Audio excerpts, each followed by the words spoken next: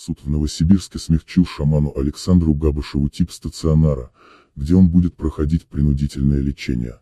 Его отправят в другой регион в специализированный стационар без интенсивного наблюдения, сообщила РИА Новости его адвокат Ольга Тимофеева.